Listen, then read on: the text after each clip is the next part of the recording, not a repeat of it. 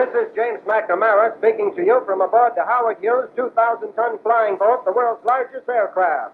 At this moment, as we speak to you from the spacious flight deck, this mighty monster of the skies is slowly cruising along a northwest course in the outer Los Angeles harbor. This is the Sky Giant, which has prompted Congress to investigate the war contracts of Mr. Hughes. The day before boarding the craft, Mr. Hughes told newsmen that this test would be solely a taxi experiment. He said he didn't know what might happen. He pointed out that the mammoth flying plywood shell might ship some water under high-speed taxi pressure.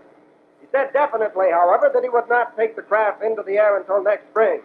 Right now, Howard Hughes is at the wheel control, and he's nursing this aeronautical wonder on its maiden taxi run. Might add that it's a beautiful day here off the coast of Southern California. Crystal blue skies, a warm sun, a slight spanking breeze from the northwest, and a relatively calm sea protected by the breakwater of the outer harbor. As you probably know by now, I have to do a great deal of screaming here aboard this ship into our microphone. We have 8 powerful engines on either side of us as the boat begins to rock perceptibly now for the first time as we get into a roll here in the outer harbor. Huge crowds jammed the surrounding shoreline this morning when this gargantuan ship was first towed into the outer harbor. And right now, an armada of water taxis, PT boats, and private vessels are accompanying the Hughes ship on its running course this afternoon. A small sea mule towed the aircraft into its maneuver area. And that was an amazing thing to see this 2,000-ton giant being towed by a very, very small sea mule. It's a converted landing craft, but of course the comparison in size was certainly one that almost defies its description. I might say, too, that as Mr. Hughes is now at the controls, he is pushing the throttle up a little more. He's getting more speed. Perhaps we're getting 40 knots out of this tremendous ship at the present moment. It is estimated, there was an opinion by some, also an opinion, I might add, by Mr. Hughes himself, that he hoped to do about 80 or 85 miles an hour on this taxi test. And as we speak to you, every moment he is pushing the throttle forward, and perhaps he will reach that speed. One of the most interesting things, just to give you an idea, I believe everyone is quite familiar with the dimensions of this ship. One of the things, though, that struck us, one of the measures of comparison, which certainly was impressive to us, as we speak to you, we're about 5 feet in back of Mr. Hughes, and we are looking through one of the side windows in the cockpit, and the ocean stretches out some 30 feet below us. In other words, we are 30 feet high in this aircraft, so that gives you some sort of a measurement, I believe, some sort of a comparison, some way in which you can visualize just how gigantic this ship is. Before boarding the ship this morning, the thin man from Culver City, and I refer to Mr. Hughes, pronounced the craft an unknown quantity. He has an idea what the plane can do, but he's got to find out. It's about $25 million worth of seagoing sky speed. The pilot in this modern sky train sits high in the nose of the ship, surrounded by a vast maze of switches and gauges. Right over here at our right, the flight engineer's panel is a fantasy of 200 fluctuating needles which tell the detailed story of a giant in flight. Now we're plowing along at about 50 knots as we can gauge the speed. It feels like we're riding a souped-up ocean liner. That's about as close a simile as I can think of right now. It's really a sea-going hot rod. I might say that there is very little vibration, and that's an amazing thing, because with these 8 power plants churning away at rapid speeds, even on this taxi run here this afternoon, certainly one would think that these 8 power plants might shake the mighty craft to pieces, but it's well put together. It's a plywood craft, and certainly it's holding up at least up to this point. Again, the helicopter now is hovering above us, and we can see that it is coming very, very close. And now, perhaps in the background, you can also pick up the tremendous roar of the motors as Mr. Hughes pushes the throttle forward. There are 30 passengers aboard today, including the crew and members of press and radio. The flight crew itself consists of 4 men. Mr. Hughes, however, has added 11 maintenance men to this maiden taxi test. And these maintenance men are stationed at various places throughout the ship, checking points of stress and strain. Well, ladies and gentlemen, that gives you a rough idea as of exactly what's going on here. Most of the press and the radio was gathered here around Mr. Hughes. Mr. Hughes, when he boarded the ship, was wearing his proverbial brown hat. He was dressed in a brown leather jacket and brown trousers, a symphony in brown, I might add. And now he has taken off that hat. He has also shed his coat. It's very warm here in the cockpit. And with the earphones over his head now, he is speaking into his radio communication, no doubt speaking with the flight engineer as he is watching the panel here and checking all the points and stress. Now there goes the motors again. And that board, there's a board that almost looks like a crossword puzzle. And every time the motors rev up, this board lights up like a Christmas tree. We won't endeavor to give you all the details, certainly all the technical knowledge that goes into that board, because, first of all, we don't know what it is, and second of all, it would take much too long if we did know. A great story, however, in construction ingenuity, which has gone into this craft. In a moment, we are going to see if Mr. Hughes can speak with us. We have a few questions we'd like to ask him, and now we'll push our way forward and see if Mr. Hughes is available. Howard, do you have time at this moment to explain for our radio listeners exactly what you're doing, the operation? Yeah, we're now taxiing downwind very slowly to get in a position for a run between the entrance of Long Beach Harbor and Cabrillo Beach in San Pedro. That's about a 3-mile stretch there, and we're going to make a high-speed run in that direction. The wind is changeable. It's been changing all day, and that complicates the situation here, but it's not too serious. The water is fairly rough for the outer harbor here. You see there was quite a heavy wind last night, up to 45 miles an hour, I believe, which has created quite a sea here. And that shortens the length of runway we have available, because down toward the southeast end here, there's practically an open sea coming around the end of the breakwater, and it's very, very rough. But I believe we have an area here that's sufficient, and pretty soon we'll be ready to make a run. Howard, I didn't hear you. There's so much noise here, but did you tell our listeners the speed you achieved on that last run? Yes, that was hold standby a minute.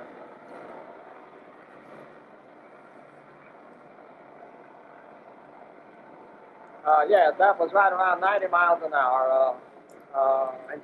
We were well up on the step, and the airplane could have lifted off easily if I just pulled back on the control, I'm sure, but we have so many mechanical devices in this ship right now that I want to check a few of them out a little bit before we try anything like that. And as I say, I previously estimated it to be March or April before we're really ready to fly this airplane.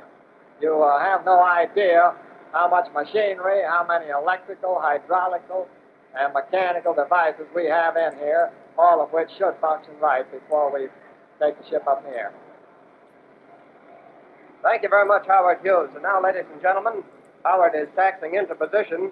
We were working under rather difficult circumstances in that particular interview.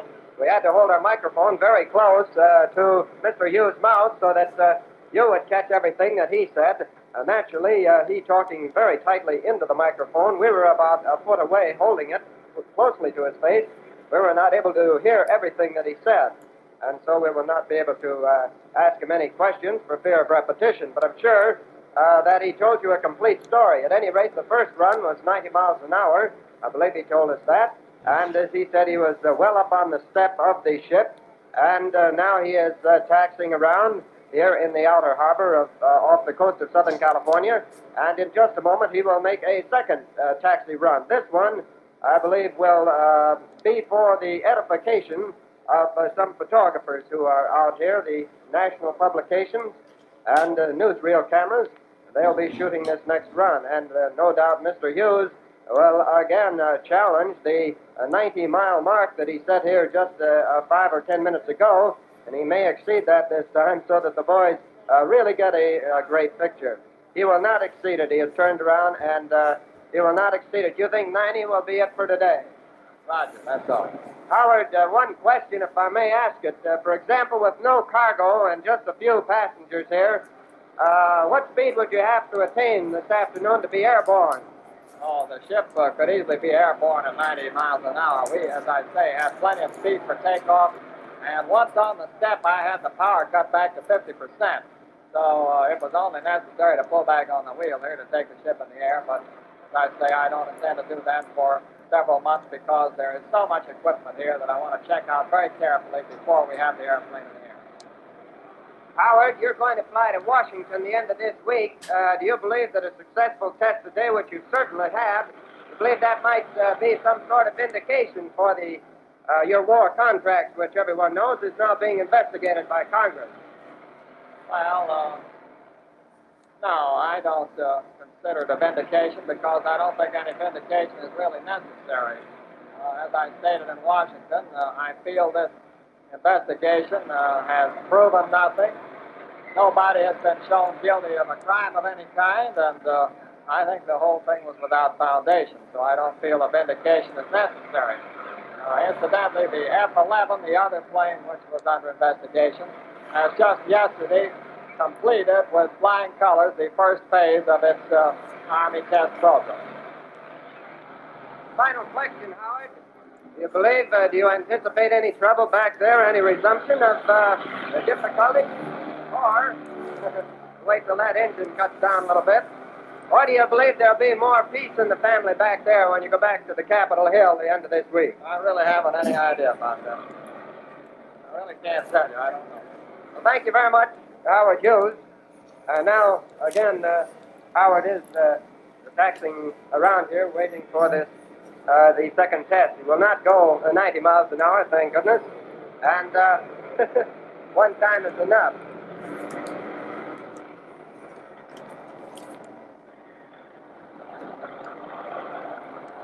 Just a picture, Howard. Just a picture. Thank you. This is James McNamara speaking to you from the cabin of the giant Hughes aircraft once again. Howard Hughes has just alerted us. He has asked everyone to hold on, and he'll get all 8 engines moving. Tremendous horsepower kicking up. Howard is sitting directly in front of it, holding on to his seat. Here we go. Here we go. The airspeed indicator has moved up to 25. It's 30. 35. As he pushes the throttle, it's 40. It's 45. More throttle. It's 45. It's 50. It's 50 over a choppy sea. It's 55. It's 55. More throttle. It's 60. It bounces to 65. It's 70. It's 75. And something momentarily he cuts out, and I believe we are airborne. We are airborne, ladies and gentlemen, and I don't believe that Howard Hughes meant this to be. I don't know. We were airborne for just a moment, and we were really up in the air. We were really up in the air. And I don't know whether Howard, did you expect that? Yes, certainly. I like to make surprises. You were surprised or not? Oh, I said I thought I'd make a surprise. Well, it certainly surprised the people here. The airspeed was 80 miles an hour when it took off, and we're perched up here 30 feet above the floor of the sea, above the surface of the sea, rather, and that certainly was the greatest surprise. Well, ladies and gentlemen, the Hughes Mammoth aircraft has flown this afternoon. We'd say that probably negotiated about 300 feet. I don't know how the expression that was on my face, but I looked over here to the assistant engineer, and I have never seen a more surprised character in all my life. Looked like he had bet on the Brooklyn Dodgers in the last ball game of the World Series. It was really an expression of concern and bewilderment, and he is the gentleman who thought, too, as we all did, that this was not going to be an airborne flight. But certainly this great 20-ton, straight 20-ton, 400,000-pound Hughes aircraft has been airborne this Sunday afternoon in Los Angeles Harbor. As we called the increase in the speed to you, it was more than thrilling to watch the indicator move up, climbing very, very steadily, and then suddenly, I mentioned, if you'll remember, that we were going on a very choppy sea, and suddenly the sea did not seem to be so choppy anymore. And there was a good reason, because we were headed for the clouds. Howard Hughes probably flew, I would say, maybe 500 yards, 300 to 500 yards, at a speed of 80 miles an hour.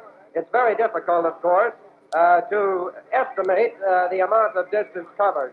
But I would say that he flew about 500 yards, and certainly the test has been a most successful one this afternoon. And when Howard Hughes goes back to Washington at the end of this week, and they ask him about his aeronautical plans and his aeronautical achievements, he will have quite a story to tell them. At one time, Howard said that if this ship did not fly, that he would leave the country. Well, it certainly looks at this moment that Howard Hughes will be around the United States for quite some time to come. Well, ladies and gentlemen, certainly a thrill, a tremendous thrill, as Howard Hughes took this giant aircraft, this cargo ship, this 20-ton cargo ship, powered by 8 engines, $25 million plane, into the air this afternoon, surprising not only the people here aboard, but surprising hundreds of others who have composed an armada, I might say, of small vessels who have escorted Howard here in his test flight this afternoon. Howard, may I again offer my congratulations, sir? Thank you very much. Thank you. That about does it. This is James McNamara speaking to you from the pilot, the cockpit, right behind the pilot, Howard Hughes, in this giant Hughes aircraft, which has flown this afternoon.